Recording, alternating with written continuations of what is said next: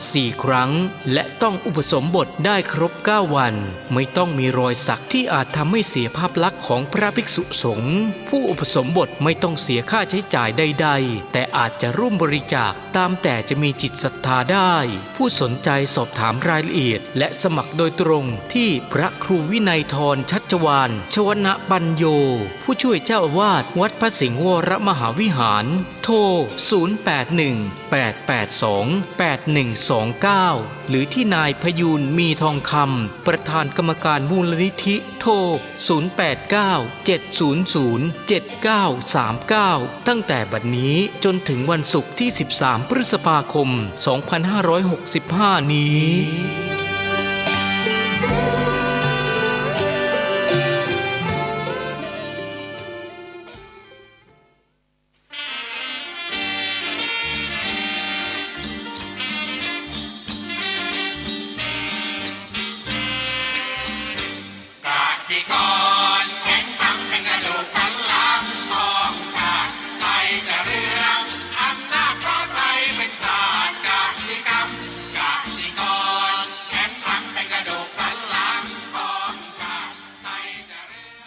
ที่นี่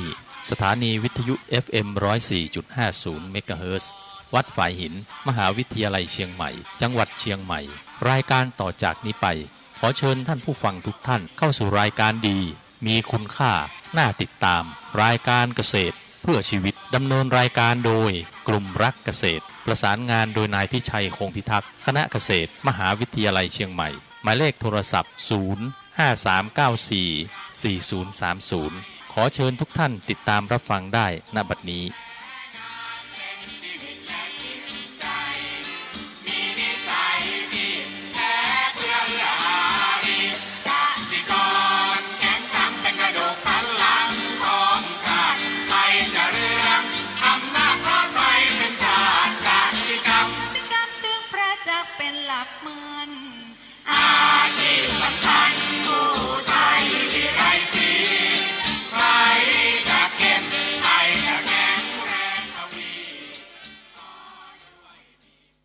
สวัสดีครับท่านผู้ฟังพบกับรายการเกษตรเพื่อชีวิตสำหรับวันนี้เสนอเรื่องการจัดการตนเองก่อนเข้าสู่รายการก็มีธรรมะมาฝากท่านผู้ฟังหัวข้อจากหนังสือพจนานุกรมพุทธศาสตร์ฉบับประมวลศัพท์เรียบเรียงโดยพระเทพเวทีประยุทธ์โตมหาจุฬาลงกรณราชวิทยาลัยพิมพ์เผยแพร่ปี 2533หัวข้อธรรมะวันนี้จะพูดถึงเรื่องปฏิสันฐานคำว่าปฏิสันฐานแปลว่าการทักทายปราศัยหรือการต้อนรับแขกมีอยู่สองอย่างคือ 1. อามิสปฏิสันฐานคือการต้อนรับด้วยสิ่งของ 2. ธรรมะปฏิสันฐานคือการต้อนรับด้วยธรรมคือกล่าวแนะนำในทางธรรมอีกในหนึ่งว่าต้อนรับโดยธรรมคือการต้อนรับที่ทำพอดีสมควรแก่ฐานะของแขกมีการลุกลับเป็นต้นหรือช่วยเหลือสงเคราะห์ขจัดปัญหาข้อติดขัดทำกุศลจิตให้รู้ล่วงก็จะได้ทราบอันนี้ปฏิสันฐานคนเราเวลาตับแขกก็ส่วนใหญ่ก็มักจะไปในรูปแบบที่เป็นเหมือนกับว่าเป็นทางการก็ส่วนใหญ่จะมีของฝากนะไปฝากอย่างญาติผู้ใหญ่อย่างเนี้ยก็ไปอันนี้ก็เป็นสิ่งที่เราเขาเรียกว่าเราเป็นประเพณีเป็นสิ่งที่เราทำกันมานานผู้น้อยก็ไปไหว้ผู้ใหญ่ผู้ใหญ่ก็รับไหว้ก็บางทีให้ของต่างๆกันมาผู้น้อยของไปให้อย่างนี้นี่คือสิ่งที่มีกันมานานนะก็เป็นสิ่งที่เรียกว่าทำกันด้วยใจจริงแต่ลุกหลังๆนี่ก็บางทีก็ทำเหมือนกับว่าเป็นจากประเพณีกลายเป็นรูปแบบอีกแบบหนึ่งคือมันมีการเจือปนด้วยเรียกว่าสิ่งได้รับกับสิ่งตอบแทนก็เกิดขึ้น แต่สิ่งที่น่าสนใจคือการต้อนรับด้วยธรรมปฏิสันฐานต้อนรับด้วยธรรมนะการกล่าวธรรมขึ้นกันและกันนะสิ่งให้ข้อคิดดีๆให้ทำให้ดีแก่กันและกันอันนี้ก็เป็นส่วนหนึ่งแต่คนหนึ่งบางทีก็เรียกว่าการต้อนรับที่ทำพอดีสมควรแก่ฐานะของแขกอันนี้ก็มีนะก็เป็นแบบนี้แค่ยกมือไหว้หรือว่าทักทายก็เป็นส่วนสำคัญสวัสดีนะอันนี้ก็เป็นสิ่งที่มีกันมานานเดี๋ยวนี้ก็เริ่มใช้กันนะท่านผู้ฟังนะในต่างประเทศบางทีเขาก็ทักทายด้วยสวัสดีอย่างเนี้ย Good morning อย่างเงี้ยนะก็แล้วแต่ละประเทศทีนี้มีตัวหนึ่งที่ว่าสำคัญก็คิดว่ามีประโยชน์นะท่านผู้ฟังก็คือการต้อนรับด้วยการช่วยเหลือสงเคราะห์ขจัดปัญหาข้อติดขัดทำกุศลกิจให้รุ่ล่วงนะบางทีคนก็อยากจะทำความดีต่างๆเราก็อาจจะช่วยสงเคราะห์ขจัดปัญหาต่างๆให้เขาทำความดีได้รุ่ล่วงอันนี้ก็ดีนะท่านผู้ฟังเวลาคนติดขัดปัญหาในการที่ดำเนินชีวิตมีอะไรต่างๆเหล่านี้ก็ให้ข้อคิดให้คำแนะนำต่างๆสิ่งที่ดีที่งามก็ทำให้เขาสามารถทำสิ่งที่เป็นคุณงามความดีได้สำเร็จเราก็อยากเห็นนะอันนี้ก็ฝากไว้เป็นข้อคิดสั้นๆไหนก็ตามก็ขึ้นอยู่กับเราแล้วล่ะว่าเราจะมีปฏิสันฐานแบบไหนใช้ในโอกาสไหนมันก็ขึ้นอยู่แต่ละโอกาสแต่ละบุคคลซึ่งเราต้องพิจารณาเองมันเรียกว่าสิ่งเหล่านี้กำหนดแน่นอนไม่ได้เพียงแต่ว่าคร่าวๆว่าเราจะเลือกวิธีการปฏิบัติแบบไหนเข้าสู่รายการของเราวันนี้จะพูดถึงเรื่องเรียกว่าจัดการตนเองคราวที่แล้วได้พูดถึงการสำรวจและการจัดการกับตนเองอันนี้มาพูดถึงวันนี้ก็จัดการตนเองเลยเรารู้แล้วว่าสถานการณ์ต่างๆเนี่ยอันเป็นยังไงเราจะมาหวังคนโน้นนี่ช่วยเราก็ต้องจัดการด้วยตัวเองเรามีทุกข์ก็ต้องจัดการด้วยตัวเองถึงพ้นทุกข์นะจะหวังคนอื่นมาช่วยเนี่ยมันก็ยากแล้วมันต้องพิจารณานะนี่ไอ้ตัวเนี้ยคำว่าจัดการก็คงรู้ว่าการดำเนินการเรียกว่าให้บรรลุวัตถุประสงค์ในการใช้ปัจจัยต่างๆเนี่ยเอามาใช้ในการดำเนินการต่างๆให้วัตถุประสงค์ที่เราตั้งไว้ได้บรรลุขึ้นมาอันนี้เรียกว่าการจัดการหรือการบริหารซึ่งหลักการจัดการตามหนังสือเนี่ยมีอยู่มากมายทีเดียวถ้าท่านอ่านกลยุทธ์การบริหารต่างๆเดี๋ยวนี้มีมากมายฝรั่งเขาเขียนกันเป็นตำราต่างๆนี่เราเองแล้วเราก็มองไปถ้าเรามีเวลาก็ศึกษาเป็นหลักสูตรเป็นเรื่องต่างมากมายแต่ถ้าเรามีเวลาส่วนหนึ่งมานั่งดูหลักพระพุทธศาสนาท่านก็สอนจริงๆนะการจัดการกับตัวเรานี่แหละให้ทำคุณงามความดีละเว้นความชั่วทำดีใจผ่องใสนี่คือหลักการจัดการจริงๆกับตัวเองเรารู้ว่าอะไรเป็นปัญหาเราก็จัดการตรงนี้แล้วมันจะเชื่อมโยงไปทุกสิ่งทุกอย่างเหมือนข้อคิดฝากอย่างหนึ่งมีคนก็ถามว่า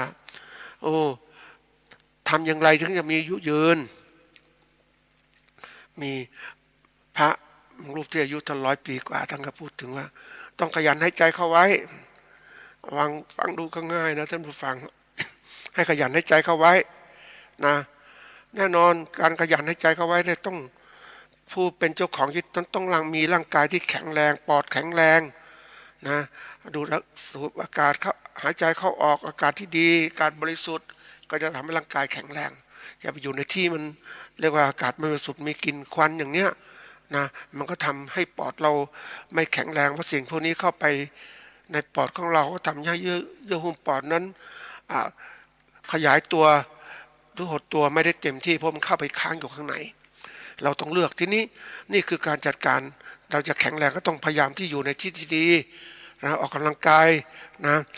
ทีนี้จะปอดแข็งแรงก็ต้องกินอาหารอื่นที่มันเหมาะสมกับร่างกายใช้ชีวิตในการก็เรียกว่าอยู่อย่างเป็นทำยังไงให้มันยืนนะให้มีสุขภาพดีไม่ใช่ไปใช้ปอดของเราไปสูบบุหรี่นะบางทีก็บางคนก็ไปดมทินเนอร์ดมกาวต่างๆอันนี้ก็เป็นสิ่งที่น่ากลัวนะท่านผู้ฟังเคยเห็นคนที่เขาเรียกว่าหอมกับทินเนอร์ ทินเนอร์มันหอมมันอะไรต่างๆเนี่ยแลกเกอร์ต่างๆเนี่ยนี่ก็หอมพวกน้ำมันระเหยต่างๆมันก็ทำลายปอดนะแต่เพียงแต่ว่าคนที่สูบแรกๆมันก็ว่ามันก็เพลิดเพลินสุขกับการที่มันเข้าไปข้างในรู้สึกโล่งรู้สึกอะไรแล้วแต่ความจริงแล้วพวกนี้มันก็สร้างผลเสียในระยะยาวอันนี้ก็ต้องดูเราก็เลือกในการที่ทำไงให้ปอดแข็งแรงกินอาหารดีๆมีประโยชน์ออกกำลังกายนะเราก็รักษากายของเราดีอย่าไปสิ่งที่เขาเรียกว่าสิ่งที่แวดล้อมที่ไม่ดีนะที่ไหนดีอย่างถ้าเราไปกรุงเทพท่านผู้ฟังก็คงรู้ว่าโอ้รถติดต่างๆเนี่ยโอ้มหาศาลนะอันนี้ควันต่างๆก็เข้ามานะนี่คนบางคนก็บอกไม่เป็นไรอยู่ในห้องแอร์ในรถพวกนี้เข้าไม่ได้มันเข้าแต่มันทำอากาศเย็นมันทำให้เราลืมไปหมดนี่เขาเรียกคนที่บางทีเขาเรียกติดสุขจนลืมทุกข์ที่มันแฝงอยู่ถ้าเรามาปรับใช้ในแง่ของการพิจารณาธรรมะก็คือว่าคนเราไปชอบเย็นๆสบายเหมือนกับไปเอาง่ายๆทำเราฟังไปห้างอย่างเนี้ยโอ้ใหญ่โตเย็นสบายคิดว่าอากาศบริสุทธิ์ที่ไหนได้เมื่อแค่อากาศเข้าไปในนั้นปรับให้เย็นขึ้นคนก็รู้สึกสบายเคลิบเคลิ้มหลับอย่างเงี้ยนะบางทีคนเข้าไปห้องแอร์โอ้สบายก็หลับเลยจริงๆแล้วอากาศมันหมุนเวียนไม่เหมือนกับข้างนอกเราข้างนอกมันจะร้อนแต่ว่าอากาศหมุนเวียนมีออกซิเจนมากมายนี่ก็ต้องดูเหมือนกันนะท่านผู้ฟังบางคนอยู่ห้องแอร์ก็ติดอากาศปิดแน่นไม่มีพัดลมดูดอากาศเข้าไปเลยนะก็คิดว่าพอแล้วสำหรับร่างกายของเราจริงๆไม่พอมันต้องอากาศดีๆเนี่ยถึงจะหายใจได้ยาวนานชีวิตก็จะยืนยาวนะอันนี้ก็เป็นเรื่องสำคัญนะมาฝากเราไว้นี่มาถึงเรื่องของการจัดการกับตัวเองนี่แหละนะสำคัญมากนะตอนแรกก็จะพูดถึงเรื่องของว่าเราจะหลักการจัดการอย่างไรแล้วก็ยกตัวอย่างประกอบเรื่องการจัดการของผู้ประกอบการเกษตรอาชีพหนึ่งนะเขามีการจัดการยังไงกับชีวิตของเขาอยู่รอดอย่างไรนะก็มาเป็นข้อคิดหลักการเนี่ยการจัดการกับตนเองเนี่ยอันที่หนึ่งก็ต้องรู้จักตนเองซิก่อนว่านะตนเองเป็นยังไงในการประกอบอาชีพเนี่ยอย่างเราประกอบอาชีพเกษตรเรามันมีจุดอ่อนจุดแข็งวิกฤตโอกาสยังไงเรามาประกอบการเกษตรด้วยความเต็มใจไหมเนี่ยถ้าเราเต็มใจจะทำได้ดีนะถ้าเราไม่เต็มใจมันอาชีพต่างๆเนี่ยนะก็โอ้ยไปไหนก็ไม่ได้มันต้องมาลองอาชีพเกษตรนะเพราะว่าอย่างไรก็ตามเกษตรไม่อดตายบางคนก็พูดอย่างนั้นแต่เราประกอบการเกษตรของเราก็ทำอาชีพเกษตรทีนี้มันก็มีตัวอย่างเหมือนกันว่าคนส่วนใหญ่ไม่ชอบอาชีพเกษตรเพราะมันลำบากนะก็อยากประกอบอาชีพที่สบายบางคนก็สอนในคำว่าอาชีพสบายอย่างนั้นมันทำให้เราติดสบายติดสุขมันก็ไม่เคยคิดถึงอะไรมองไปข้างหน้าอย่างที่ไปพบกับพวกที่ทำงานห้างต่างๆเนี่ยมันติดสบายจริงๆห้างเย็นสบายค้าขายก็ทำมาเป็น10 ปีก็ได้เท่านั้นนะท่านผู้ฟังเพราะว่ามันไม่อยากจะไปทำอาชีพอื่นมันสบายแต่ว่าบางคนก็บอกอาชีพเกษตรถ้ามันลำบากก็ต้องทนเพื่อความสบายในวันข้างหน้าอย่างมีเด็กคนหนึ่งเขาพ่อแม่ประกอบอาชีพพ่อแม่ก็ถามว่าลูกเรียนม.3แล้วก็ถามว่าลูกจะเรียนสูงก็ได้นะก็จะส่งให้ลูกไม่เอาแล้วลูกบอกเอาเท่านี้แหละแล้วก็มาช่วยประกอบอาชีพเกษตรช่วยพ่อแม่เพราะว่าถ้าไปเรียนสูงไปมันก็หมดเวลาเราเอาเวลาต่างๆมาทุ่มกับการประกอบอาชีพเกษตรของพ่อแม่ก็เป็นอีกอย่างหนึ่งนี่คือการมองนี่สำคัญนะถ้ามองโลกมันแคบก็แคบมองโลกกว้างก็กว้างแต่เราไงก็ตามเราต้องมองโลกให้กว้างกันไว้ว่าเรานั้นมีเป้าหมายกับชีวิตอย่างไรนะเราจะทำยังไงชีวิตเพราะสถานการณ์ต่างๆเนี่ยมันเป็นตัวบอกนะในการปฏิบัติทางพุทธศาสนาเราเนี่ยต้องการเข้าสู่ความหลุดพ้นนะเข้าสู่มรรคผลนิพพานนี่คือเป้าหมายแต่ขณะเดียวกันเราก็มาดูปัจจุบันของเราทำปฏิบัติอะไรบ้างเราทำเหตุอะไรต้องเตรียมเหตุเหล่านั้นเพื่อจะได้บรรลุผลดังนั้นนี่คือตัวสำคัญวันนี้การประกอบการเกษตรคือเราเนี่ยเรามีความพร้อมอะไรไหมอย่างช่วงเนี้ยมันช่วงที่ว่า New Normal เนี่ยเราจะทำยังไงกับ ชีวิตของเราเกษตรหวังจะดีเมื่ออะไรต่างๆเนี่ยเราดูสิ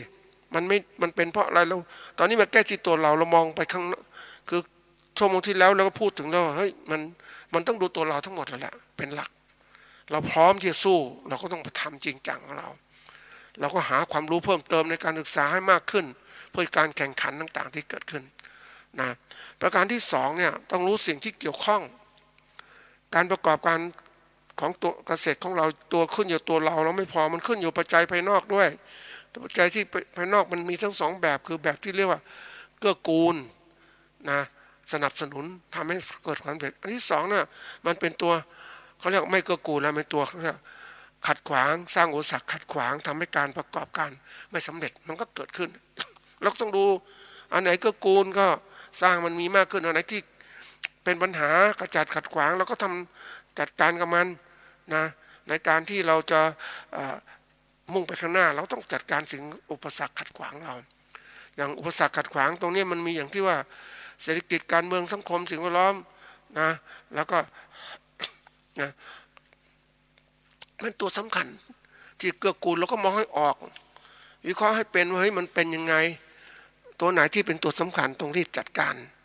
ไม่ใช่ทำมาจอบอาชีพเกษตรอยู่เกษตรรู้เกษตรแค่นั้นพอไม่เคยรู้เรื่องเศรษฐกิจการเมืองเป็นยังไงมันก็ทำให้เราตกระกำลำบากนะเหมือนผลิตสินค้าเกษตรไม่ยอมดูว่าลูกค้าเขามีความต้องการไหมนะอันนี้ก็เป็นตัวอย่างหนึ่งนะเขาอย่างไปเจอผู้ประกอบการนะเขาซื้อสินค้าเกษตรส่ง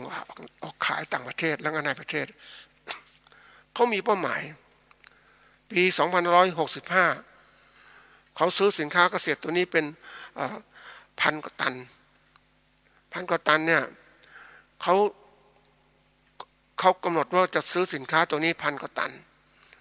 ทีนี้ก่อนพันกว่าตันเนี่ยเขาเอาตัวเลขต่างๆเขาติดต่อลูกค้าไว้แล้วว่าปีนี้จะขายต้องการสินค้าอะไรบ้างสินค้าเกษตรตัวเนี้ยลูกค้าเขาสั่งมาแต่ละคนจองมาไอ้เจ้าตัวเป็นพ่อค้าที่ฉลาดก็รับคำสั่งจองว่าเท่าไหร่ในฐานะที่เป็นลูกค้าต่อกันทีนี้ตัวเองเนี่ยเป็นพ่อค้าคนกลางก็กลับมาซื้อสินค้าเกษตรจากเกษตรกรนะซื้อนะตามกำหนดราคาตามที่ตามราคากลไกของตลาดนะและตรวจสอบคุณภาพกัดซื้อได้ครบพันตันก็จบปิดนะเพราะนั้นทำให้เขาจัดการในการตลาดได้ง่ายเขามีผู้ซื้อแล้วพันตันเขามีซื้อจากเกษตรกรพันตันเขาก็จบปีนี้เขาก็ได้กำไรแล้วเนี่ยซื้อขายแลกเปลี่ยนก็จบแล้วเขาก็มีกำไรเขาวางกลยุทธ์เขาดีมากนะท่านผู้ฟังอันนี้คือเรื่องจริงการที่เขารู้ลูกค้าต้องการเท่าไหร่ปีหน้าเท่าไหร่เขาเตรียมการหมดเพราะฉะนั้นการที่มีการเตรียมการหาข้อมูลต่างๆไว้พร้อมเขาจะแก้ปัญหาอุปสรรคต่างๆที่เกิดขึ้นได้ว่า ซื้อสินค้าเกษตรมาเนี่ยก็ต้องมีตลาดซื้อไปขายเขาวางจากย้อนกลับนะขายใช่ก่อน มีลูกค้ามาซื้อสินค้ามากมายไหมเนี่ยเขาวางอย่างนี้นะแล้วเขาก็มากำหนดการซื้อจากเกษตรกรนะไอ้เราเองเกษตรกรเองถ้าเราไม่รู้ตรงเนี้ยว่าเราผลิตมาใครเป็นลูกค้าเราบ้างนะอันนี้เราก็ต้องดูละเราไม่ใช่มาผลิตไปแล้วไม่มีคือพ่อค้ามาซื้อจากเรารายเดียวหรือ2 รายมันก็ไม่ไหวละเราก็มีความเสี่ยงใช่ไหมอันนี้คือการเราต้องรู้จักเขาเรียกว่ารู้สิ่งที่เกี่ยวข้องเนี่ยมันเกี่ยวข้องตรงนี้ทั้งหมดมันมีเกี่ยวข้องกับเรานะไม่ใช่ว่าการเกษตรมันอยู่โดดๆนะการเกษตรของเราคนชอบมองการเกษตรแบบชนิดเดี่ยวๆคือการปลูกพืชเลี้ยงสัตว์แต่เรามองเกษตรแบบเป็นระบบของการประกอบการเราต้องเชื่อมต่อทุกอย่างเข้าด้วยกันมันถึงทำให้เราประกอบการอย่างชาญฉลาดและประสบความสำเร็จ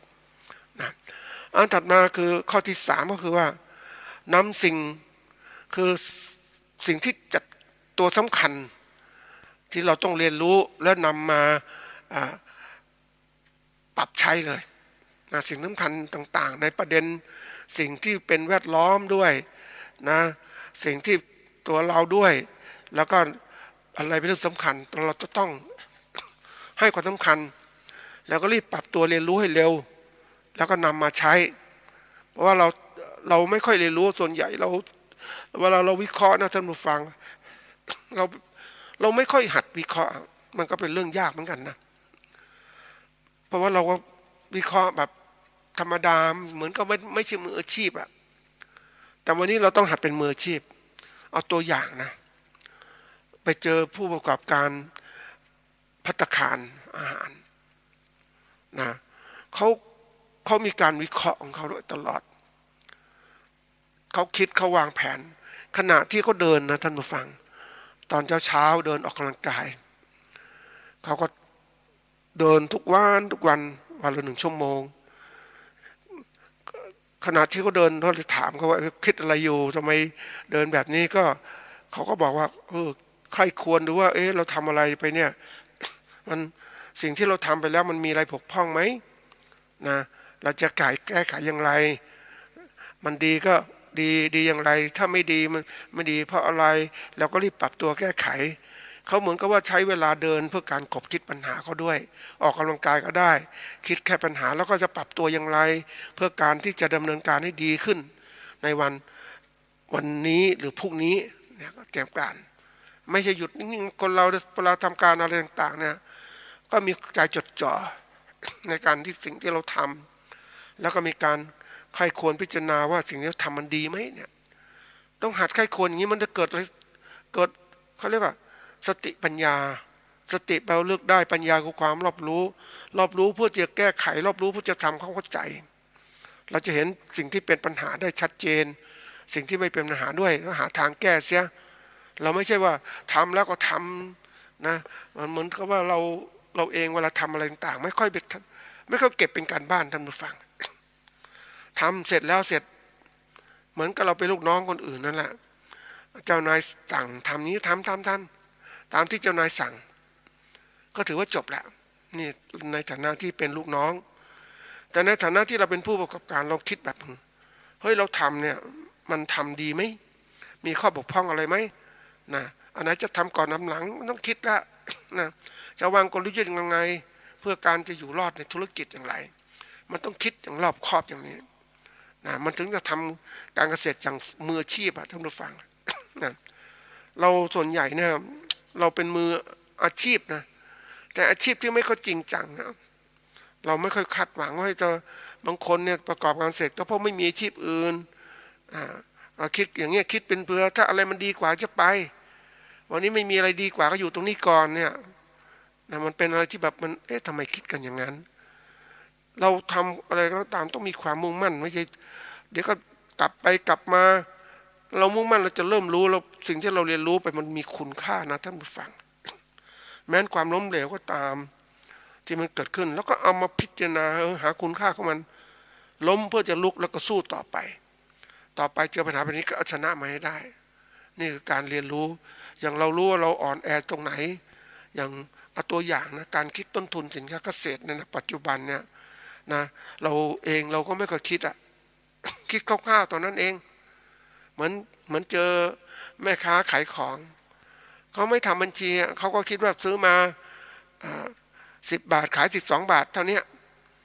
แล้วแต่ละตัวก็มีบวกไป2 บาท2 บาท10 บาท12 บาทไปเรื่อยๆเขาก็กำไรแค่นี้ก็พอ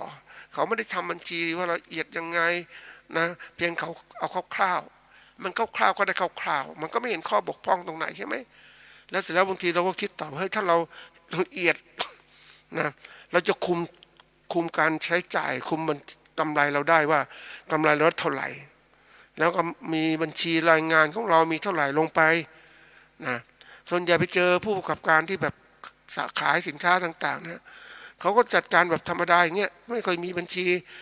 แต่ถ้าเราเติบโตเป็นนักธุรกิจการมีบัญชีซื้อขายเราจะรู้ว่าสินค้าตัวไหนขายได้เท่าไหร่สินค้าตัวไหนดีสินค้าตัวไหนไม่ดีมันก็จัดการไม่ซื้อสินค้าค้างสต็อกมาเอามาใส่เพิ่มอันไหนหมุนเวียนอันไหนไม่ดีก็ลดลงไปเพราะนั้นการที่มีการทำบัญชีเนี่ยมันช่วยทำให้เรานั้นเรียนรู้ถึงการที่จะหาทางแก้ไขธุรกิจเราได้ช่องทางการทำธุรกิจพัฒนาธุรกิจเราได้ มันเห็นเนี่ยอะไรดีอะไรไม่ดี เพราะเรามีบัญชีอยู่ แต่นี้คนบางคนก็กลัวในการที่ว่าอย่างค้าขายเนี่ยมันมีความจำเป็น ถ้าธุรกิจใหญ่โตมันก็ต้องมีการซื้อโปรแกรมในการรับเงินจ่ายเงินนะเขาซื้อมาคนซื้อขายเท่าไหร่ก็ใส่ซื้อมาเท่าไหร่ก็ใส่มันหักลบในบัญชีแต่ที่นี้ธุรกิจครอบครัวใช่เราก็สามารถทำได้แต่ว่าซื้อโปรแกรมมันก็แพงแล้วก็สามารถกำหนดและการคิดต้นทุนนั้นนู่นนี้ให้มีความละเอียดมากขึ้นเราไม่อยากเจอเหมือนนักธุรกิจท่านผู้ฟังผู้ประกอบการขายปุ๋ยนะขายปุ๋ยยาฆ่าแมลงต่างๆนะพวกสินค้าพวกนี้กำไรดีนะทีนี้เขาก็ทำไปเจ้าของทำไปให้มันก็คิดว่าจะขยายสาขาเพิ่มนะเพิ่มก็ต้องจ้างคนอันนี้จ้างคนจ้างใครเดียมันดีจ้างลูกจ้างหลานมาทำแล้วบัญชีเนี่ยมันก็เหมือนกับบัญชีที่จดท่านเองนะไม่ได้เป็นบัญชีที่รูปแบบที่ทันสมัยใช้เทคโนโลยีต่างๆเขาช่วยคอมพิวเตอร์เขาช่วยนี่ปรากฏว่าขายไปดูบัญชีจดตัวเลขเงินเข้ามาเท่านี้นะเป็นตัวเลขที่จดนะท่านผู้ฟังคนขายก็จดว่านี้เอาเงินเข้าตัวนี้นะแต่ว่ามันเป็นความจริงว่ามันเป็นตัวเลขลวงแล้วเงินก็มันไม่มีเงินหายไปกว่าเจ้าของจะรู้หมดไปตั้ง20 กว่าล้านทั้งที่เป็นหลานตัวเองเพราะฉะนั้นมันพวกนี้มันสิ่งที่สำคัญคือว่าต้องมีบัญชีเพื่อการตรวจสอบการควบคุมต่างๆสำคัญแม้ตัวเราเองก็ต้องคุมเหมือนกันว่าเฮ้ยจะใช้จ่ายอย่างไรเพราะฉะนั้นการที่เราเรียนรู้สิ่งสำคัญให้มันสำคัญด้วยก่อนให้ความสำคัญเห็นความสำคัญให้ความสำคัญแล้วก็ทำสิ่งสำคัญนั้นมันก็จะเกิดผลเกิดขึ้นเราไม่ใช่ปล่อยนะอย่างทำเกษตรทำไปเหมือนกับที่พ่อแม่เราทำไปอย่างเงี้ยก็พ่อแม่เราทำก็เพราะว่าเขาก็ทำแบบนั้นสภาพแวดล้อมเป็นอย่างนั้นน่ะไม่มีอะไรคู่แข่งที่มันเกิดขึ้นมานะเขาก็ทำไปอย่างนั้นแต่ในวันนี้ไม่ใช่วันนี้มีคู่แข่งมาเป็นตัวสำคัญที่คู่แข่งเขาใช้เทคโนโลยีการเกษตรที่ทันสมัยเอามาใช้แล้วเราเองเราประกอบการเกษตรแบบไหนใช้เทคโนโลยีทันสมัยหรือเปล่าใช้พืชพันธุ์ทันสมัยไหมนะใช้แรงงานคนมากไหมนะมันต้องคิดท่านผู้ฟังเพราะวันนี้มันตัวสำคัญนะอันเนี้ยเราต้องเรียนรู้ในโลกที่มันเปลี่ยนโลกเกษตรมันเปลี่ยนแปลงเร็วมากนะท่านผู้ฟังวันนี้ก็มีการใช้วิทยาศาสตร์เทคโนโลยีทันสมัยมาใช้ในการเกษตรมากมายแล้วก็ลดแรงงานต่างๆลงมาด้วยขณะเดียวกันก็เพิ่มช่วงเวลาการผลิตให้มากขึ้นอย่างพื้นที่เกษตรอย่างปีหนึ่งเราใช้ครั้งเดียวแต่ยุคใหม่ๆเขาใช้ 2-3 ครั้งขึ้นมาต่อปีในการปลูกพืชมากขึ้นเพราะว่าเขาจะได้ผลผลิตที่มากขึ้นถ้าเรามารอเหมือนกับเราทำไปปลูกข้าวอันนี้ใช้เวลา3 เดือนก็จบแล้วก็หมดข้าวขายข้าวเสร็จแล้วก็รอปีหน้าครั้งต่อไปอันนี้มันไม่ได้ยุคใหม่ๆเนี่ยเขาทำการเกษตรอย่างที่บอกว่าไปเจอเกษตรกรนะทางภาคกลางก็ได้นะทางภาคกลางปุ๊บเขาปลูกข้าวโพดนะอันนี้เขาปลูกพืชไร่แต่ก่อนปลูกพืชไร่นะแถวชายบาดาลลพบุรีนะปลูกพืชไร่นะข้าวโพดเต็มไปหมดเลยอ้อยบ้างอะไรบ้างทีนี้หลังๆมาทำพืชไร่ปลูกข้าวโพดเสร็จปุ๊บมันก็มีพืชอีกก็มีทานตะวันปลูกทานตะวันลงไปอีกทานตะวันก็แน่นอนเขาก็ขายเมล็ดเอาเมล็ดไปบีบน้ำมันทานตะวันแล้วขณะเดียวกันก็อะไรก็ได้ประโยชน์เพิ่มขึ้นคือทำยังไงผมโฆษณาให้คนมาเที่ยวนะในแปลงที่ปลูกทานตะวันคือเกษตรกรเขาก็เริ่มรู้ว่าเพราะว่ายุคใหม่ๆยุคท่องเที่ยวเนี่ยเขาจะหารายได้นะเพราะฉะนั้นเขาก็เอาปลูกทานตะวันเป็นทุ่งๆเลยเป็นทุ่งมองดูทั้งเหลืองไปหมดนะท่านผู้ฟังดอกทานตะวันถ้าท่านผู้ฟังอยากจะดูก็ไปประมาณเดือนพฤศจิกาแถวเนี้ยนะไปดูแถวนู้นก็ชายบาดาลปลูกกันเต็มไปหมดเลยนะสวยมากเหมือนกับต่างประเทศเนี่ยแล้วคนก็ไปเที่ยวก็ ไปเที่ยวก็ไปนั่งชมดอกทานตะวันชมแปลงซื้อดอกทานตะวันซื้อเมล็ดทานตะวันมากินสนุกสนานเพลิดเพลินนะคนกรุงเทพก็ไปเที่ยวอันนี้คือตัวอย่างที่การเพิ่มรายได้การใช้พื้นที่มากขึ้นนะอันนี้เขาจะเห็นเรียนรู้โลกได้กว้างขึ้นเขาเรียนรู้พืชใหม่ๆเกิดขึ้นอีกเขาจะไม่คอยแค่นี้พอนะเขาจะมีการเปลี่ยนแปลงเพราะการเรียนรู้โลกใหม่ๆเนี่ยมันทำให้เราเรียนรู้เพื่อการนำมาใช้การเปลี่ยนแปลงในข้อที่สี่เนี่ยคือเราต้องปรับตัวอย่างรวดเร็วนะเรียนรู้ให้ทันปรับตัวอย่างรวดเร็วเพื่อที่เราจะสามารถประกอบการเกษตรได้อย่างมีกำไรอ่ะเรียนรู้ช้าเนี่ยมีกำไรช้าเรียนรู้เร็วกำไรเร็วมันก็ทำได้มากขึ้นนะพวกนี้เป็นเรื่องสำคัญนะเราต้องหัดเรียนรู้ตัวเองโดยชนิดที่เรียกว่าอย่าอยู่ในโลกแคบๆของเรา อยู่ในโลกนี้ของเราก็ไปดูโลกคนอื่นก็เป็นยังไงเดี๋ยวนี้ยิ่งเปิดกว้างทางอินเทอร์เน็ตดูการเกษตรต่างประเทศก็เป็นอย่างไรอันไหนปรับใช้ได้รีบเอามาใช้นะไม่ใช่ปล่อยมันเห็นมันมีพื้นที่หนึ่งเผอิญเห็นเขาไม่ได้ใส่ใจเรื่องของสภาพแวดล้อมท่านผู้ฟังเราคิดตรงนี้เรื่องสำคัญนะตัวหนึ่งที่สภาพของการเปลี่ยนแปลงเกษตรคือวิทยาศาสตร์ที่จะเปลี่ยนแปลงนะก็ต้องรีบเอามาใช้ให้มันทันสมัยอีกตัวหนึ่งสิ่งแวดล้อมที่มันเปลี่ยนแปลงสิ่งแวดล้อมเปลี่ยนแปลงไปมาก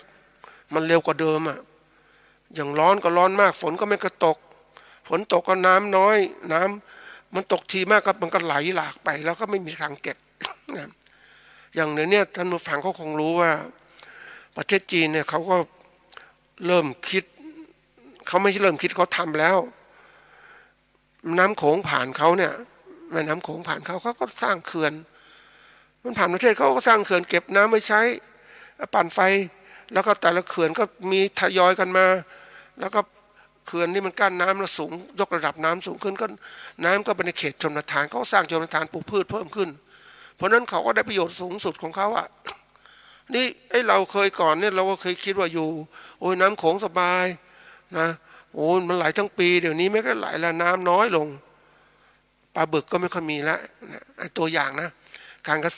ชาวอาชีพประมงก็ทำไม่ได้เพราะปลามันลดลงเมื่อน้ำลดลงนะแม่น้ำโขงมันก็ไหลมาเพราะถูกเอาไปใช้ในการเกษตรหมดนะมันเหลือน้อยมากเพราะนั้นระดับน้ำใต้ดินก็ลดลงอีก เพราะว่าน้ำใต้ดินก็อยู่จากลำน้ำก็ไหลซึมลงใต้ดินใช่ไหมมันก็ไม่ค่อยมีแล้วเพราะนั้นสภาพแวดล้อมมันก็แห้งแล้งนี่เราจะทำยังไงถ้าเราปล่อยสภาพป่าไม้อย่างเนี้ยหรือพื้นที่ว่างๆอย่างนี้มันไม่มีน้ำจะทำอย่างไรนี่คนเราไม่เคยคิดแต่ท่านผู้ฟังคิดว่าแล้วไงเรารอฝนเพื่อจะปลูกพืชเพื่อจะได้ประโยชน์แต่ถามว่าถ้าฝนไม่มีทำไงเราต้องสูบน้ำบาดาลใช่ไหมน้ำบาดาลกับน้ำใต้ดินอีกแล้ววันนี้ก็เกิดระบบที่เรียกว่าการแข่งแย่งน้ำกันใครอยู่บนดอยก็ได้น้ำก่อนนะถ้าเขาไม่เหลือใช้เขาก็ไม่ปล่อยลงมาเราจะทำอย่างไรนะด้วยความหวังนี้เพราะนั้นบางทีมันก็ต้องเริ่มหัดคิดว่าไอ้สิ่งเรามันเริ่มเปลี่ยนอย่างนี้แล้วการเกษตรก็เปลี่ยนอย่างนี้นี่เราทำไงก็จำเป็นอย่างยิ่งที่ต้องมีการปลูกพืชไม้ยืนต้นมาอะไรบ้างที่จะเป็นแบบเขาเรียกว่าปรับปรุงสภาพแวดล้อมให้เกิดขึ้นเหมือนบางประเทศเขาก็เริ่มปลูกป่านะเพื่อจะให้มันล่มลื่นมีแหล่งน้ำขึ้นมานะไม่ใช่แล้งอย่างเนี้ยอย่างเราอย่างนี้ถ้าท่านผู้ฟังเห็นเนี่ยเดินทางไปมาอย่างจังหวัดตากลำปางอย่างเนี้ยบางจุดก็แห้งแล้งไปหมดแล้วบนภูเขาเห็นไหมนะเพราะว่าอะไรก็คือว่าป่าไม้ถูกทำลายคนก็ได้พื้นที่ยึดไปทำประโยชน์อื่นแล้วถามว่าปลูกแล้วมันได้พื้นที่มาแล้วถามว่ามีน้ำจะทำยังไงนะยิ่งได้คุยกับเด็กที่มาจากอมก๋อยอย่างเนี้ยนะเราชาวบ้านไม่มีน้ำนะในการปลูกพืชรอปลูกปีหนึ่งปลูกเป็นน้ำฝนอย่างเนี้ยแล้วก็ปลูกไม่ได้ฝนไม่มาอย่างเนี้ยฝนแรงน้ำไม่มีก็หมดอาชีพไป ต้องรอปีหน้าต่อไปนี่คือการคาดหวังในสิ่งที่เราไม่มีความแน่นอนเนี่ยมันเป็นสิ่งที่เสี่ยงเพราะนั้นจำเป็นยิ่งที่ต้องฟื้นสภาพแวดล้อมขึ้นมาพื้นที่ไหนที่มันว่างไม่ได้ปลูกไม่ได้ทำพืชเกษตรก็สร้างขึ้นมา ปลูกต้นไม้ขึ้นมา เราไปหวังเหมือนกับประเทศที่เขามีพื้นที่กว้างเกษตรกว้างขวางเขาต้องทำเกษตรแบบใช้เครื่องจักรเพราะนั้นเขาก็เลยต้องทำลายสภาพที่เรียกว่ามีดินก็เรียกว่ามีเนินมีแรงต่างปรับเป็นที่ราบเรียบต้นไม้ก็ตัดไปหมดอาจจะเฉพาะพืชที่ปลูกอย่างเดียวนี่พืชปลูกเนี่ยเขาต้องหาระบบน้ำของเขาก็มีระบบชลประทานจากที่หนึ่งมาใช้ที่หนึ่งอย่างเนี้ยนะระสูบน้ำใต้ดินอย่างเนี้ยคือเขาใช้เทคโนโลยีทันสมัยเราเองยังไม่เทคโนโลยีนั้นเราไม่มีปุ๊บเราก็ใช้อย่างนี้ก่อนว่าปลูกป่าสร้างสภาพแวดล้อมให้ดีขึ้นนะมันจะตัวสำคัญนะเพื่อจะทำให้เรากักน้ำได้ใช้ในการแปลงเกษตรของเราไม่ให้น้ำไหลบ่าลงโลกไปสู่ที่ต่ำอย่างรวดเร็วเราทำได้ท่านผู้ฟังอันนี้เป็นสิ่งที่ต้องปรับคือการเรียนรู้เหล่านี้มันรู้มาแล้วเนี่ยต้องรีบทำท่านผู้ฟังจะรอช้าไม่ได้หรือวันนี้สภาพเกษตรของเราเนี่ยแน่นอนว่าเอาตัวอย่างนะก่อนนั้นก็มีการพูดถึงเรื่องว่าน้ำแต่ละเขื่อนเนี่ยมันจะมีปีแล้วเท่านี้ฝนจะตกต้องตามฤดูกาลเท่านี้นะเขาก็ตัวเลขเขาก็บอกแค่นั้นแหละแต่เขาไม่ได้บอกว่ามันจะมีการเปลี่ยนแปลงหรือเปล่าเขาไม่กล้าบอกหลังๆปริมาณน้ำเขาเขื่อนก็ไม่มากเท่าที่ควรแล้วบางเขื่อนก็แห้งหมดอีตอนเขียนแรกๆก็บอกดีไปหมดแต่ดีมันดีสภาพตอนสภาพนั้นมันเป็นสภาพป่าที่ยังดีอุดมสมบูรณ์แต่ถ้าไม่มีสภาพป่าเป็นอย่างไรเห็นไหมอันนี้ก็เรื่องจริงนะแล้ววันนี้ก็คนที่อยู่บนพื้นที่สูงเขาก็มีการที่จะปรับปรุงเกษตรเพื่อการเอาเขาเรียกว่าทำให้การเกษตรเขาอยู่ดีอ่ะแต่ละที่เขาเตรียมการนะท่านผู้ฟังเขาก็มีการสร้างอ่างเก็บน้ำนะเพราะว่าถ้าน้ำไม่มีทำไงนะเขาต้องมีการสร้างอ่างเก็บน้ำของเขาเองเขาก็มีการปลูกป่าเขาเองบนที่พืชปลูกเขามีพืชป่าเขามีทั้งที่เขาจะไม่ใช่ว่าคิดแบบจะทำลายป่าทั้งหมดไม่ใช่เขาเริ่มคิดแล้วเพราะอะไรเพราะปัญหาที่มันเกิดขึ้นนั่นเองการที่คิดเนี่ยคนเรามันก็มีปัญหาเขาเรียกว่าคนส่วนใหญ่ชอบนะคนทั่วไปจะหาทางแก้ปัญหาเมื่อมีปัญหาเกิดขึ้นนี่คือระบบเก่าอะไรที่เป็นปัญหานะเกิดขึ้นก็หาทางแก้นะแต่คนรุ่นใหม่ๆคนที่มีวิสัยทัศน์หรือคนที่มีทิศทางสูงเขาก็รู้ว่าเขาจะทำอะไรเขารู้ว่าปัญหาเนี่ยมันจะเกิดขึ้นแต่ก่อนที่จะเกิดเขาก็รีบการแก้ปัญหาล่วงหน้าไว้หมดแล้วเตรียมการไว้ปัญหาอะไรจะเกิดเขาก็เตรียมการไม่ให้มันเกิดอ่ะเขารู้มันจะเกิดแต่เขาเตรียมการไว้แก้ไขปัญหาไว้ก่อนเตรียมการไว้เพราะนั้นระบบการเกษตรแบบการจัดการปัญหาล่วงหน้าเป็นสิ่งสำคัญทำให้การเกษตรของเขาอยู่รอดเหมือนจีนเนี่ยเขาอยากยกระดับการเกษตรของเขาสูงขึ้นเห็นแม่น้ำโขงมีผ่านเนี่ยทำยังไงจะปล่อยผ่านไปทำไมก็เก็บไว้สิแล้วเราก็โทษเขาไม่ได้เพราะน้ำมันผ่านนะจริงอยู่บางคนบอกแม่น้ำโขงเป็นแม่น้ำนานาชาติใช่แต่แม่น้ำนานาชาติมันผ่านประเทศเขาอะนะมันเขาก็สามารถมีสิทธิ์กั้นน้ำเขาได้นะเขาเลยใช้ประโยชน์ได้เต็มที่ใช่ไหมแต่คนข้างล่างเป็นยังไงเดี๋ยวนี้คาดหมายว่าตัวทะเลสาบเนี่ยทะเลสาบที่เขมรมันก็จะเริ่มแห้งปริมาณน้ำน้อยลงนะมันจะเริ่มแห้งลงไม่ใช่แห้งคือบริเวณขอบอ่างถึงน้ำมันจะกว้างขึ้นเพราะว่าน้ำมันลดลงนะนี่คือตัวสำคัญเราเวลาทำการเกษตรอะไรก็ตามเราต้องพยายามคิดถึงสิ่งนี้ด้วยว่าเป็นสิ่งแวดล้อมที่มันเปลี่ยนแปลงคือคนเราในบางทีมันก็ลืมตรงนี้นะท่านผู้ฟังมันก็เป็นประเภทที่เรียกว่าชอบสนใจสมมุติว่าเราสนใจเทคนิคเกษตรโอ้มันปรับปรุงพันธุ์พืชต่างๆเป็นอย่างนี้โอ้มันเพลินอย่างนี้นะจะรู้ว่าสิ่งต่างๆมันจะมีสิ่งเปลี่ยนแปลงอีกสิ่งแวดล้อมเปลี่ยนนะตอนนั้นไม่พอนะแรงงานเกษตรเปลี่ยนแรงงานเกษตรเขาคนก็ไม่ก็ทับทำแบบนี้เขาก็ใช้เครื่องจักรมาช่วย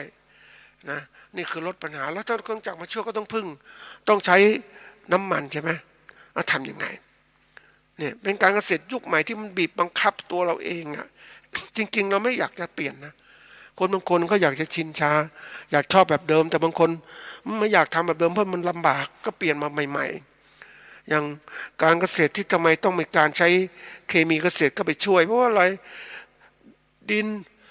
สภาพดินก็เปลี่ยนต้องใช้ปุ๋ยใหม่ขึ้นมาไม่พอโรคและแมลงศัตรูพืชก็มากขึ้น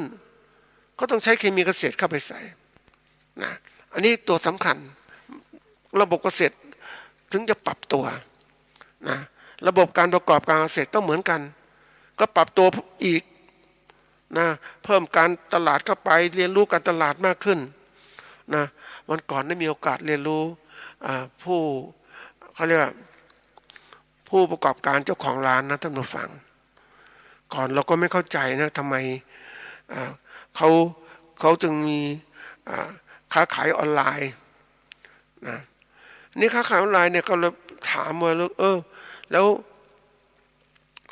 ค้าขายออนไลน์เนี่ยทำยังไงเขาบอกว่าถ้าทำธรรมดาก็ขายได้ระดับเนี้ยแต่อยากจะขายได้มากใช่ไหมก็ต้องจ่ายเงินให้เจ้าของแอปพลิเคชันนั้นนะให้เขาจัดการทำให้สินค้าที่เราขายนั้นผู้คนได้มองเห็นมากขึ้นถ้าจ่ายเงินน้อยเขาเห็นน้อยจ่ายเงินมากเขาเห็นมากเวลาเขาโพสแต่ละครั้งขึ้นมาปุ๊บคนเยอะแยะเนี่ยเห็นสินค้าเขาได้มาซื้อมากแต่ถ้าจ่ายเงินน้อยเห็นหรือบางคนไม่เห็นเลยคุณลูกค้าไม่เห็นเพราะอะไรเขาปิดกั้นนี่คือระบบที่มันเกิดขึ้นเหมือนเราเองเราแต่ก่อนเราก็คิดว่าซูเปอร์มาร์เก็ตก็จะเป็นแบบ ก็เป็นอย่างนี้แหละบริเวณไหนในห้างต่างๆเนี่ยแต่ละจุดมันก็แพงเนาะทำเลนี่ดีก็ละแพงขึ้นแต่ทำเลไม่ดีก็ถูกเข้าไปลึกๆก็ถูกอย่างเนี้ยแต่อินเทอร์เน็ตก็เหมือนกันนะเจ้าของเขามีสิทธิ์ในการเปิดทำให้คนเข้าถึงได้มากขึ้นนะเจ้าของเว็บแอปพลิเคชันนะเขาจะรับเงินจากผู้ประกอบการที่อยากค้าขายออนไลน์จ่ายเงินมากๆเขาก็จัดการให้ดี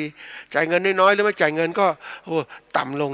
เพราะนั้นการค้าขายมันก็เกิดการแข่งขันเกิดขึ้นมากนะระบบการเกษตรจะเปลี่ยนทีนี้เราเองเนี่ยเรารู้ว่า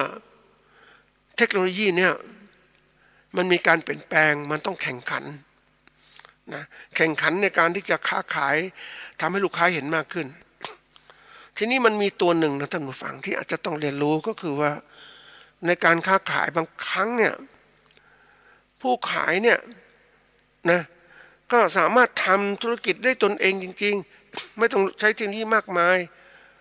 ใช้ธรรมดาอย่างมุติเอาตัวอย่างเนี่ยเกษตรกรคนนี้หรือผู้ประกอบการเกษตรคนนี้เขาผลิตสินค้ามีคุณภาพเขาก็เปิดเว็บไซต์ธรรมดาส่งคนนู้นนี้ไปคนก็มาซื้อสินค้าที่ร้านเขาอันนู้นก็มาซื้ออันนี้ก็มาซื้อแล้วมันกระจายไปทั่วเขาไม่ได้ไปจ่ายเงินในแอปพลิเคชันนั้นแต่ทีนี้เขาเปิดเบื้องต้นให้คนซื้อให้คนรู้จักเขาแล้วคนมาซื้อสินค้าเข้าไปปุ๊บในสินค้าก็มีฉลากมีที่ติดต่อต่างๆไว้หมดในการที่ต่อสั่งซื้อเขาส่งขายนะได้เพราะฉะนั้นเขาก็สามารถทำการค้าขายสินค้าเกษตรของเขาได้เต็มที่เลยจนกระทั่งสินค้าเกษตรเขาไม่พอขายท่านผู้ฟังนี่คือการค้าขายแบบธรรมดาแต่เขาทำสินค้ามีคุณภาพมันถึงอยู่รอดได้วันนี้เองเราก็ต้องพยายามคิดถึงเรื่องนี้เหมือนกันว่าเราจะปรับตัวอย่างไรเพราะข้างหน้าเนี่ยนะมันก็แข่งขันกันสูงมากเลยเดี๋ยวนี้คนเนี่ยบางคนก็ไม่มีอาชีพท่านผู้ฟังนะตกงานไม่มีงานประจำทำเขาก็เรามาเปิดขายสินค้าออนไลน์ซื้อสินค้าจากจีนนะเอามาแพ็คขายเปิดให้คนสั่งซื้อแล้วก็ส่งเขาก็ได้กำไรบางคนสมัยก่อนโอ้ยทำพวกของสินค้าหัตถกรรมต่างๆนะทำเองซื้อส่วนประกอบไม้ไอ้พวกสินค้าประดับร่างกายซื้อแต่ละส่วนมาประกอบที่บ้านทำเองทำนู่นนี่ค้าขายได้มากตอนสมัยนั้นแต่ยุคนี้คู่แข่งเยอะมากเพราะคนไม่มีงานทำเขาก็มาค้าขายแข่งนะก็ทำให้มันได้ไม่มันก็ได้แต่มันไม่ได้ดีเหมือนเดิมท่านผู้ฟังแล้วก็มีมากขึ้นเพราะคนมันมามากขึ้น พอผู้ประกอบการมามากขึ้นแข็งขึ้นเพราะนั้นเราต้องเรียนรู้แล้วขณะเดียวกันเนี่ยวันนี้การต้องเรียนรู้มากขึ้นว่าผู้ประกอบการรายใหญ่เข้ามาทำประกอบการเกษตรแล้วเราเองจะทำอย่างไร แล้วผู้ประกอบการรายใหญ่พวกนี้เขามีตลาดเขาเองอีกเราเองจะทำอย่างไรก็ต้องเตรียมการว่าจะทำอย่างไรต้องหาทางลอกหาทางออกล่วงหน้าไว้อย่าปล่อยให้ปัญหาเกิดขึ้นการแก้ปัญหาที่ดีนั้นคืออย่างที่เคยก็พูดนะการโจมตีคือการป้องกันที่ดีที่สุดโจมตีนะยังไงก็โจมตีมันป้องกันดีสุดมันก็ดีการตั้งรับอะโจมตีเอาชนะไปก่อนเลยจบไม่ต้องป้องกันแต่ถ้าเรามาป้องกันเราไม่รู้ว่าจะค่าศึกเป็นไงเราป้องกันอย่างเดียวแล้วก็ยังคาราคาซังติดไม่รู้จะรับไหวไหมจะโจมตีมันพิสูจน์ได้ว่าเฮ้ยยังไงโจมตีไว้ก่อนถ้าไม่ชนะก็ถอยมาตั้งหลักมาป้องกันตามมาเพราะฉะนั้นวันนี้เราต้องหัดเรียนรู้ในการโลกมันเปลี่ยนแล้วเนี่ยเราจะทำสินค้าเกษตรอย่างไรให้มันดีขึ้นนะอย่างตัวอย่างเนี่ยนะมีผู้ประกอบการสินค้าเกษตรของเรานะส่งสินค้าคือสินค้าไทยเนี่ยดีจริงๆนะท่านผู้ฟังอย่างลำไยเนี่ยน้ำผึ้งลำไยเนี่ยดีมากเลยเป็นเรื่องการของตลาดโลกแต่ขณะเดียวกันในตลาดโลกเราเนี่ยนะมันก็มีคนที่โกงคือเขาไม่ได้มาผลิตในประเทศไทยแต่เขาก็โกงเขาเอาสินค้าอื่นที่เขาผลิตในประเทศนั้นเข้ามาอย่างตัวอย่างเนี่ยเอากาแฟจากต่างประเทศมานำเข้ามาแล้วก็ตีเป็นกาแฟไทยส่งออกไปนอกต่างประเทศเพราะว่าจากที่เคยคุยกับพ่อค้าผู้ประกอบการประเทศจีนเข้ามาซื้อสินค้าเกษตรคุณภาพดีจากไทยเขามั่นใจเขาซื้อหมดเลยเพราะว่าเขาไปเจอสินค้าที่จีนของเขาไม่ดีอ่ะแล้วความมั่นใจเขาซื้อสินค้าจากคนไทยผู้ประกอบการไทยเนี่ยยังมีความซื่อสัตย์มีความที่เรียกของมีคุณภาพเขาซื้อแต่ทีนี้มันก็มีว่าพวกที่คนโกงมันก็ตามเตรียมตัวโกงเพราะว่าไงก็ตามเอาสินค้าอื่นมาลอกเลียนแบบก็สามารถผลิตสินค้าได้คือเอากำไรล่วงหน้าไว้ก่อนเอากำไรไว้ก่อนนะแต่ไม่ถึงระยะยาวที่จะเกิดขึ้นการทำสินค้าเกษตรนี่เป็นเรื่องสำคัญนะท่านผู้ฟังการมีชื่อเสียงรักษาชื่อเสียงไว้เนี่ยชื่อเสียงเนี่ยสร้างยากอยู่ระดับหนึ่งนะแต่การรักษาชื่อเสียงเนี่ยให้มันติดไปในตลาดเนี่ยเป็นสิ่งสำคัญมากแล้วในการคู่แข่งเขาพิจารณายิ่งกลยุทธ์แบบใหม่เนี่ยเขาพิจารณามากนะจะทำยังไงลอกเลียนยังไงนะอันนี้มาดู นี่คือหลักการคร่าวๆนะเราต้องหัดเรียนรู้นี่มาดูตัวอย่างนะตัวอย่างผู้ประกอบการเกษตรในสภาวะวิกฤตเศรษฐกิจและโรคระบาดขนาดนี้แล้วรัฐบาลก็แก้ปัญหาไม่ค่อยถูกต้องนะเขาก็เหมือนกับผู้ประกอบการธรรมดานี่แหละแต่เขานั้นมีทุนคือเขาประกอบอาชีพเกษตรนะดังหนึ่งนะทีนี้คนอื่นๆนั้นผู้ประกอบการอื่นๆเขาไม่ค่อยมีทุนเขารายเล็กๆเขาก็เลิกเพราะสถานการณ์เนี่ยต้นทุนปัจจัยสินค้าเกษตรมันสูงขึ้นเขาก็ไม่สามารถทำได้มากขึ้นแล้วน้ำมันก็แพงในการดำเนินการต่างๆบางคนก็เลิกไปเยอะนะอันนี้ผู้ประกอบการคนนี้มันก็เก่งนะมันก็มองเฮ้ยนะคนอื่นๆเนี่ยเขาดูนะคนอื่นๆก็เลิกไปเยอะเนี่ยแต่เขาเนี่ยคือเลิกอาชีพนี้ก็ไม่รู้ทำอะไรเขาก็ทำมาเป็น10 กว่าปีแล้วเขาก็ทำต่อทำให้มากที่สุดเหมือนกับที่ตัวเองเคยทำทีนี้มันโอกาสดีก็คือว่าเขาทำอย่างนี้ไปนะคนอื่นที่เลิกทำเยอะมากเพราะเขาไม่มีทุนแล้วก็มีความมั่นใจเรื่องการตลาดนะเจ้านี่ก็มันก็ว่ายังไงขอผลิตไว้ก่อนผลิตสินค้าเกษตรได้ตามที่ตั้งใจไว้แล้วเขาก็หาพ่อค้าไว้ซื้อเขาก็เตรียมไว้นะท่านผู้ฟังเขาไม่ได้เป็นเหมือนกับว่าฉันจะมีพ่อค้ารายเดียวเขาไม่ใช่เขาผลิตมาเนี่ยได้สินค้าเกษตรปุ๊บเขามีพ่อค้าสับซื้อเขาไม่ได้บอกแล้วก็เขาก็ไปขายสินค้าให้กับบริษัท A บริษัท B บริษัท C นะ อันนี้แน่นอนเขามี3 ตลาดเขาก็ขายคือเกษตรกรของเราเนี่ยหรือผู้ประกอบการเนี่ยเขาต้องยอมรับว่าเขาเป็นเกษตรกรนะเขาไม่ได้ค้าขายสินค้าเกษตรนะได้เต็มตัวเพราะว่าเขาก็ไม่มีเวลาเพราะขณะที่เขาเลี้ยงเนี่ยเขาทำการเกษตรเนี่ยเขาก็ต้องทุ่มตนไปในการทำการเกษตรให้มากขึ้นให้ดีขึ้นเขาก็เลยไม่มีเวลามาจัดการตลาดเพราะฉะนั้นเขาก็เลยเอาเท่าที่เขาสามารถทำได้คือการผลิตแล้วก็มาจัดการตลาดจัดการตลาดของเขาเนี่ยเขาก็ค้าขายให้กับผู้พ่อค้าซื้อสินค้าเขาไม่มีโอกาสทำการตลาดค้าปลีกถึงผู้บริโภคโดยตรงแต่เทคนิคเขาคือเขาสามารถที่จะกระจายสินค้าไปยัง3 บริษัทเนี่ยนะแบ่งไปเพราะฉะนั้นมันเป็นทางรอดถ้าเขาไปบริษัทเดียวมันก็กดราคาแต่เขาก็ต้องต่อรองแล้วก็เขาก็รู้ว่ารายนี้ต้องการอันนี้และสินค้าเขาทำสินค้ามีคุณภาพนะสินค้าคุณภาพเขาก็ค้าขายได้ขณะกันที่ว่าไม่มีคู่แข่งคือผู้ประกอบการรายอื่นขนาดเล็กกันเลิกกันหมดเพราะว่ากลัววิกฤตต่างๆเพราะฉะนั้นในสภาวะวิกฤตเขาจึงสามารถที่ทำกำไรได้นะก็เป็นโชคดีนะท่านผู้ฟังการมองอย่างชันฉลาดคือดูว่าแน่นอนว่าสถานการณ์แบบนี้นะผู้ประกอบการเกษตรอื่นๆเขาเลิกหรือผลิตน้อยลงแต่เขาผลิตคงที่พยายามรักษาระบบการผลิตนะแล้วก็เป็นสิ่งที่สำคัญคือเขาเนี่ยโชคดีคือว่าคนอื่นเลิกผลิตแล้วเขาก็สามารถที่จะผลิตได้ดีขึ้นกว่าเดิมท่านผู้ฟังเพราะว่าหมดคู่แข่งไม่มีคู่แข่งแล้วเขาก็สามารถขายในสู่ตลาดได้นี่คือการมองแบบเป็นผู้ประกอบไม่ถึงผู้ประกอบการเป็นแค่เกษตรกรรายหนึ่งเท่านั้นแต่เขาก็สามารถทำได้กำไรปีละเป็นล้านเหมือนกัน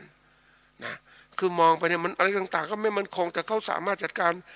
มองสิ่งที่ทำอะไรที่มันมั่นคงได้ทำไปก่อนแล้วก็คอยไปดูปัญหาข้างหน้าเป็นอย่างไรเพราะว่าวันนี้การเกษตรของเราลำบากนะเนื่องจากว่าการเกษตรเราอยู่รอดก็ขึ้นอยู่ตัวผู้ประกอบการเกษตรเองในการมองผลิตมากหรือน้อยขึ้นอยู่ตัวเราแล้วล่ะไม่มีใครมาบอกแล้วไม่มีใครมาช่วยด้วยรัฐบาลก็ไม่ช่วยแน่นอนเพราะไม่มีเงินแล้วเห็นไหมเราต้องทำด้วยตัวเองแล้วเพราะฉะนั้นวันนี้ก็ต้องบอกว่าเป็นข้อคิดฝากไว้ว่าเราต้องจัดการกับตัวเองดำเนินการที่จะไปจ่ายผลิตด้วยของตัวเองให้ได้ผลผลิตสินค้าเกษตรออกมาให้ได้แล้วกัดการค้าขายจะค้าขายปลีกหรือค้าขายส่งก็ว่ากันอีกทีนึงแต่เราต้องทำนะเราบางทีเราไม่มีชิปอื่นนะท่านผู้ฟังแต่จำนวนเกษตรกรรายก็เลิกไปเยอะเพราะว่าคุมไม่ได้ขาดทุนเยอะนะก็อันนี้ขึ้นเทคนิคของเราแล้วนะเรามองข้อมูลกับตลาดได้ดีพอหรือไม่ถ้าเราไม่พอก็ทำไปเลยเราจะประสบความสำเร็จนะก็เป็นฝากเป็นข้อคิด